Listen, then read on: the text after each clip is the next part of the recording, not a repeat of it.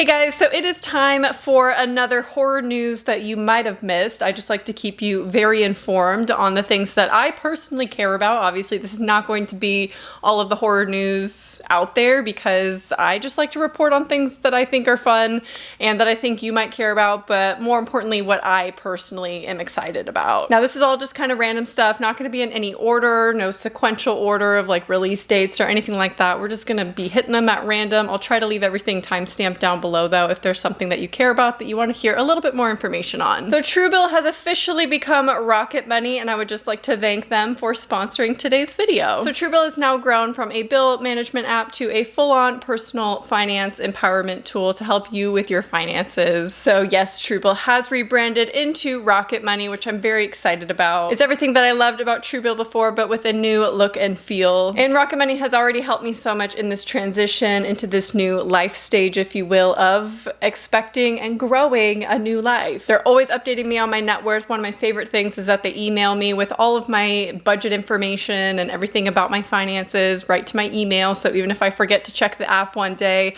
I get updates sent right to me, and it helps me keep track of where all of my money is going and all of my budgets, which is obviously a very important thing to do in this very important time of my life as I'm trying to plan and prepare for bringing a baby home into this world. You know, we're reevaluating what subscriptions are worth keeping, and so Rocket Money makes it really easy to just cancel anything that I need or anything that is unwanted right in the app. And so it's all in one place, so any unwanted subscriptions, they just gotta go. Also, they'll help us negotiate our bills lower, so things like our internet bill has been really helpful. You just upload a photo of your bill or a screenshot of your bill right into the app, and they will negotiate your bills to get a better deal. So you could try out Rocket Money for free, see the new updates, see the new look and feel, and unlock even more features with premium if you go to rocketmoney.com/possessed or click the link in my description box down below. All right, first piece of news I want to talk about: Insidious: The Dark Realm. We are getting a 5th Insidious installment directed by Patrick Wilson himself, which is kind of exciting. I'm excited to see what he does with it.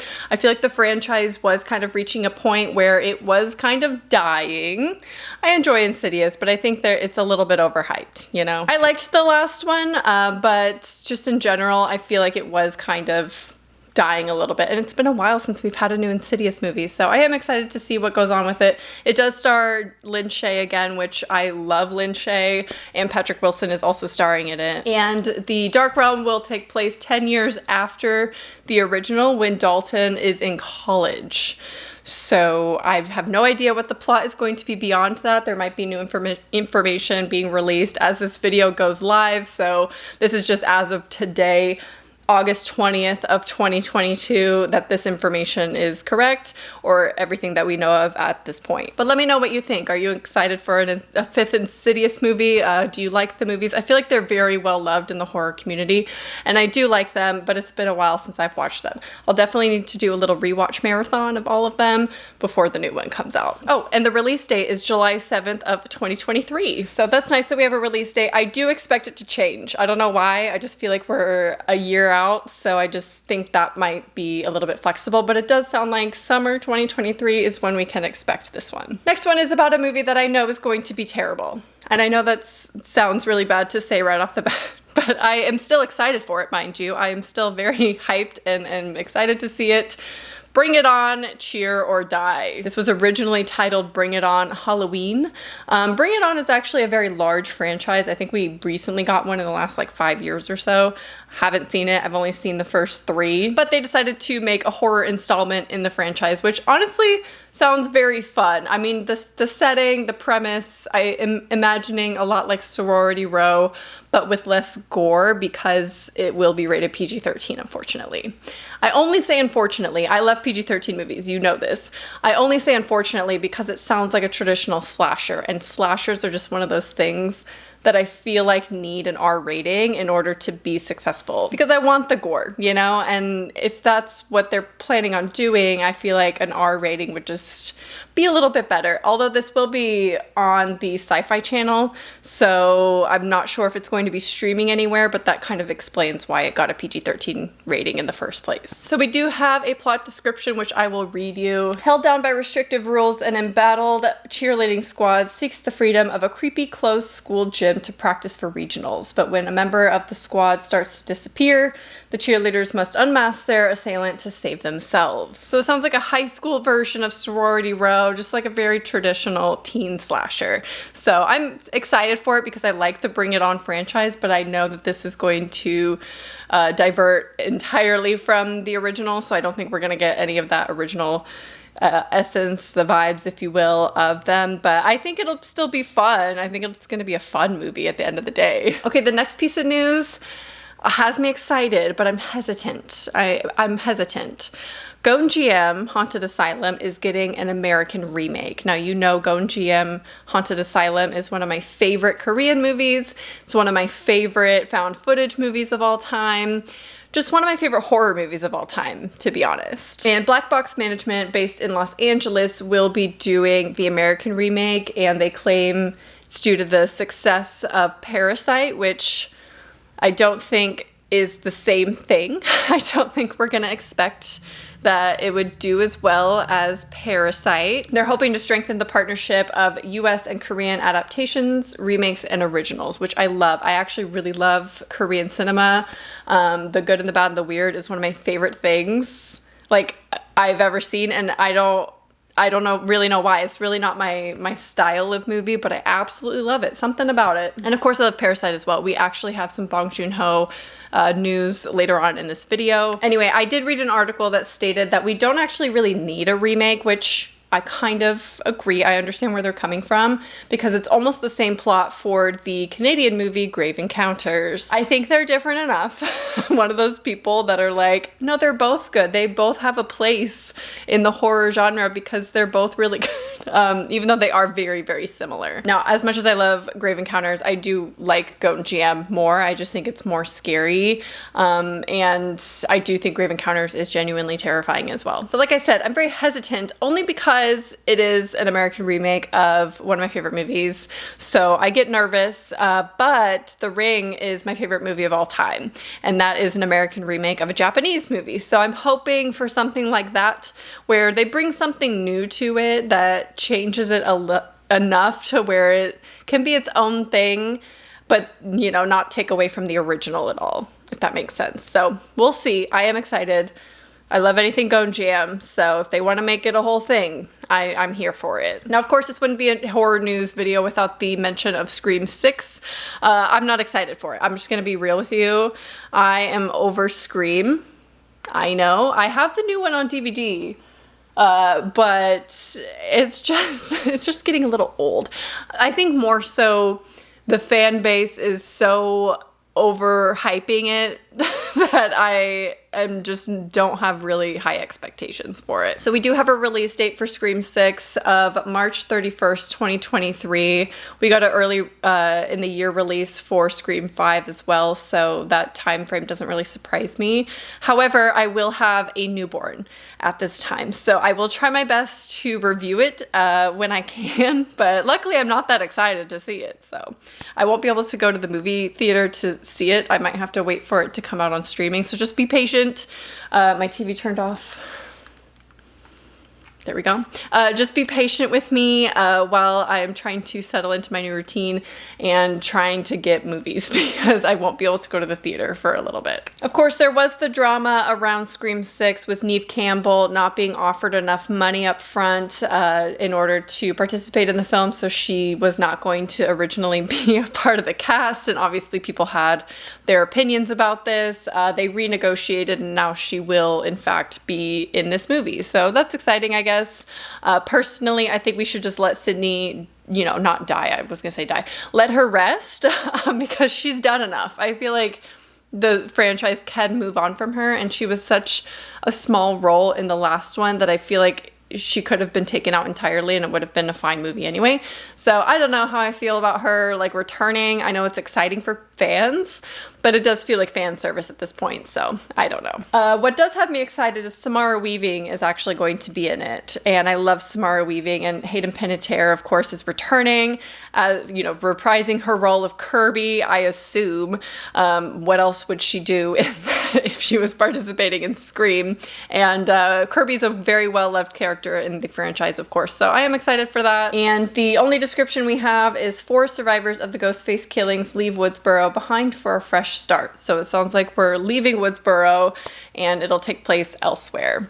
So we shall see. I'd love to know if you're excited for Scream 6 though, because I know everyone is, but I just want to know if there's other people like me that have their doubts, because it's just been such an ongoing franchise that I don't know, I just can't get that excited for them anymore. It's never been my favorite franchise, as you know, and that's one of my controversial opinions, that I just think in general the franchise is overrated at this point. Speaking of overrated and things that I just can't really get that excited about, a new Fear Street possible trilogy. So as you know, last year we got the iconic Fear Street trilogy. They were released consecutively once a week, and they were very well loved, and they got a lot of views on Netflix during the premieres. It is confirmed that we are getting more Fear Street movies. We just don't know if it's going to be another trilogy. I think that would be the smart idea, is to just recreate the kind of like gimmick that they did the first time. I just think that was really effective. It builds hype over time instead of releasing them all at once, and I think it would work again. Now, I am excited to have a new cast. I think that's part of the issue for me, is I wasn't a huge fan of everyone that they cast in it.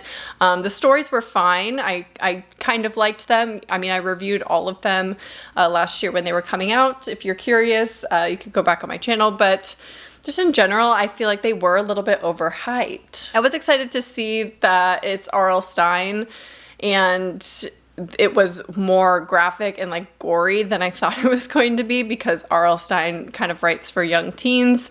So I just anticipated something a little bit more toned down, like Goosebumps, you know, but it was way more brutal than that, of course. So hopefully they do that again. We don't have a time frame, release date, what the stories are, what the stories will be about, if they're going to be based on R.L. Stine books at all, or characters, or anything. There's really no information. We just have confirmation that there will be more Fear Street movies being released. I predict next year or the year after there will be something around Halloween. That's my thoughts. Okay, the next one is my most exciting piece of news that I get to share. That this is the thing that I am most excited about in this whole video.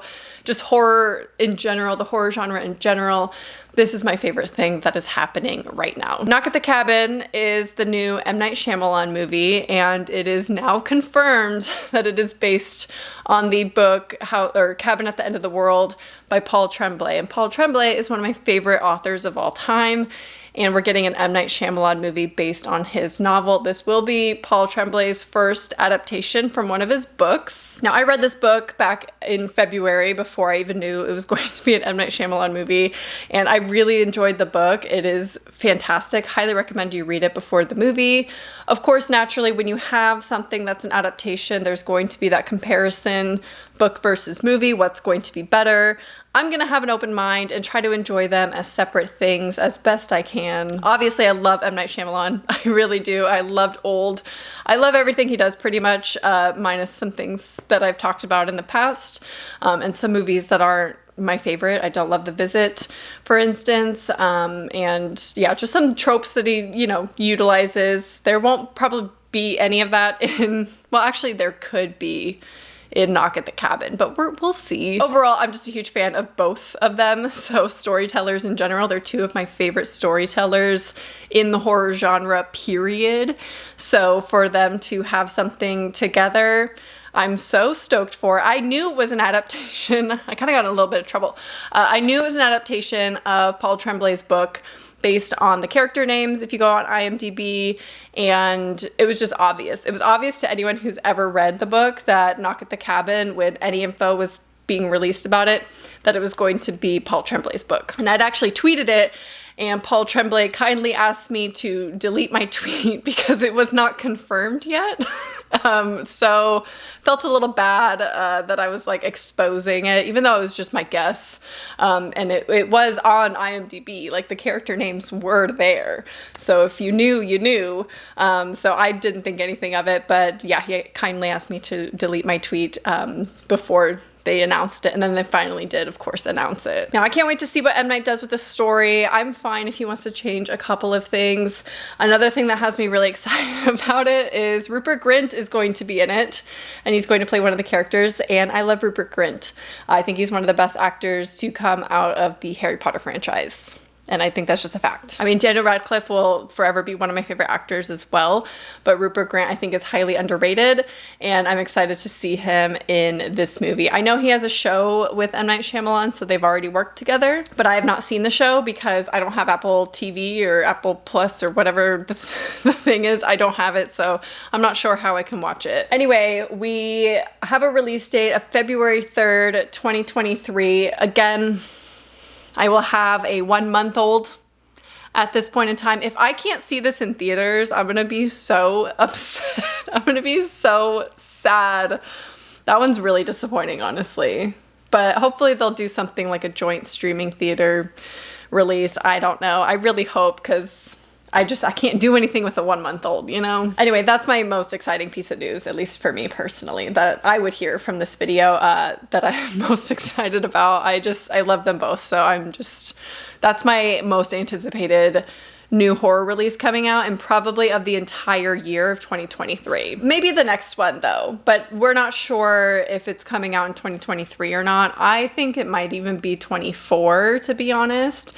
But Bong Joon-ho has a new sci-fi thriller movie coming out. Now, this will be Bong Joon-ho's first movie since making Parasite, so I'm excited to see what he does. Love that it's a sci-fi thriller. What I love even more is Robert Pattinson is in it. Also stars Naomi Ackie and Steven Yeun. So far we have a killer cast that I am so excited about. It is based on a book, and I should probably tell you what it's called. Mickey 7. Very strange name. When I saw it in my notes, when I was like collecting my info, I wrote that down months ago when it was announced, and I thought it was a typo. I was like, Mickey 7. I think I typed something wrong. No, it is called Mickey 7. It is based on a book that follows an expendable employee who doesn't want to be replaced by a clone. And that's all we know about it. That's all we know. No news on release date or anything. Like I said, I'm anticipating at the end of 23 or possibly 24. Black Mirror season 6 has been announced, and the only thing we really have about it is some cast members. So we know it'll star Salma Hayek and Annie Murphy. They've announced a bunch of other cast members as well, but the ones that stand out to me personally are Aaron Paul, Rory Culkin, and Kate Mara. And again, no known release date for Black Mirror season 6. I'm expecting something next year. I could see them doing like a later, like fall release or something, Halloween around that time. No, I didn't love every episode of season 5, but I am still excited for Black Mirror. I really love the concept. And I'm excited to see what they do. I love anthology type things. And I am actually planning a whole video where I rank Black Mirror episodes from my favorite to least favorite. It probably won't be in a tier list. I could do a tier list. Let me know what you prefer. If you'd rather see my favorite to least favorite episodes, or if you want me to rank them all in a tier list, how I do. Like if you want a more serious video or more of a fun video, but I have to go back and rewatch a bunch of the episodes because I need to refresh my memory on them. Next up, we have some video game news. I rarely talk about video games on this channel, but as you know, I am a big fan of horror video games. However, I don't play them myself, which is why I never talk about them, because I only like watching horror video games. So we have a new Texas Chainsaw Massacre video game being released, and it is from the creators who did the Friday the 13th video game from a couple years ago. I think it was like 2017 actually when that game came out, I want to say. And if you remember that time, we tried playing it. By we, I mean Ryan tried playing it and I was watching. It was very difficult to play because I don't think their servers were prepared for that many people. So it was very laggy, very slow, but I loved the concept. The concept of the game was so good. I'm not sure if they made any updates. We haven't tried playing it in so long, so you tell me. But the company also made Layers of Fear 2, which is my favorite horror video game of all time, specifically the first one, and they are actually remaking / re-releasing Layers of Fear, but it looks like it's going to be from a different perspective, maybe the mom. So I'm really excited for that. Anyway, I still think it has similar gameplay to Dead by Daylight. So it looks like there's multiple killers that you can play from the family of Texas Chainsaw Massacre, of course, and they recreate a lot of iconic scenes from the movie. And I really love all the teaser trailers we've seen thus far. It looks beautiful. It looks really, really fun. And it does take place before the events of the movie. Now, what's also exciting is Kane Hodder, who of course plays the original Jason Voorhees, is going to be doing the motion capture for Leatherface in this movie. So this game should come out sometime in 2023. That's the only time frame that we have thus far, but it is something that's definitely on my radar, and hopefully that we will be playing. I don't think I'll ever review it because I'm not sure if there's a completion to it. It's like Dead by Daylight. It's just, you just play it all the time.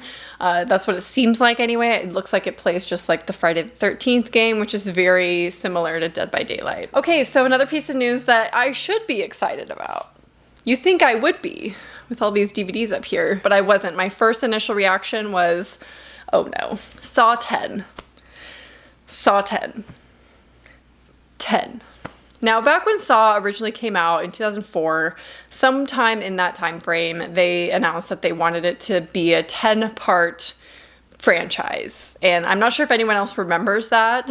I was in high school when the original came out, and I guess we're getting that after all. We are, in fact, getting the 10-part franchise, and I'm not sure if it's going to end after that, to be honest. So we do have a release date for Saw 10, which I could anticipate changing, however, not by much, because it is expected October 27th of 2023, a Halloween release, which has been done with many, many Saw movies in the past. It's a really good time frame for them to release. And it will be directed by Kevin Grutert. I'm sorry, I'm really bad at name pronunciation, you know this. But he directed Saw 6 and Saw the Final Chapter. Not my favorites in the franchise. If you saw my ranking video, you know those aren't my favorites. And they're not the strongest movies, but I am glad someone from the originals, if you can call it the originals, is coming back. I think he was a producer on some of the originals as well, if not an editor. I remember reading something like that. Anyway, I almost anticipated it to be a sequel to Spiral, and it doesn't sound like that's the direction that they're going to go in. So I think it's going to be just a continuation of the overall franchise as a whole, much like Spiral was. But I don't know, I almost thought it was going to get the Halloween treatment where it ends up being like its own trilogy with Spiral, Spiral 2, all those kind of things. I don't know if that's a good thing or a bad thing that they're just continuing on with the Saw franchise and not having it be a sequel to Spiral. I have no idea. We're gonna see as more information comes out. They're gonna probably film here soon, and we'll know more about the cast when that is, when they start doing that. Okay, another thing that I am super pumped for, VHS 99. As you know, we just recently got VHS 94, which was a Shudder original movie, and it became their most successful movie premiere to date. So I am a little bit nervous that 99 will be just a cash grab for them to create another VHS movie because of the success of 94 previously. So the release date for this is actually this year. This is probably the newest piece. Oh no, we have something else coming sooner than that. The next thing is also coming in October of 2022, but October 20th is when we can expect VHS 99 to be released on Shudder. Now, 99, 2000, Y2K, one of my favorite eras of all time. Anything set around or based in this era, I'm gonna like. So even though it's very close to 94, it's only a 5-year difference, I think I'm really gonna like 99, at least with the technology that they use. So the description that we have is very exciting to me. It's from the producer Josh Goldblum. DVDs surpassed VHS, Blair Witch took the world by storm, and Y2K fears created a sense of apocalyptic dread. Add that to 6 of the most creative genre filmmakers in the world, and we're confident that this is the biggest, baddest, and most wildly savage VHS yet. Everything about that I'm excited about. DVDs, obviously I'm a big fan. Blair Witch, big fan. Obviously I have a little stick figure up there. Y2K fears, apocalyptic dread. I'm so excited I can't speak. I was there for it. and I loved it. It has potential to be my favorite VHS in the whole franchise. And I'm not trying to hype it up too much because I want to have an open mind. I really loved 94. I think some of the shorts in that were fantastic. Some of my favorites in the entire franchise as well. So 99 has a lot of potential for me, so we'll see. Just know it's one of my most anticipated releases coming out soon, and you best believe I will be reviewing it. So the last piece of horror news that you might have missed, we're finally on the last piece of news, is, can you hear that car alarm? Anyway, Mike Flanagan's new series called The Midnight Club. So this is going to come out October 7th this year. I'm sorry, my camera's dying, so I have to just keep talking. This follows 8 teens living in hospice who meet at midnight to tell scary stories and make a pact that if one of them dies, they will keep communication after death. So this is actually based on a book of the same name, Midnight Club, and it's a new Mike Flanagan. We all love Mike Flanagan. Maybe stupid car alarm. So I'm excited to see what he does with it. But that's all the information that we know of today. We do have some cast photos, so I'll put those on the screen here so you can see kind of who is cast in the roles of the teens, but it looks pretty interesting, and I really love a lot of things that he does. Oh, and it's a new Netflix series, so it'll be released on Netflix on October 7th. Anyway, there you have all of the horror news that you might have missed. Make sure to leave a comment down below. Let me know what you're most excited about. I hope you enjoyed this video, and I'll talk to you soon. Bye.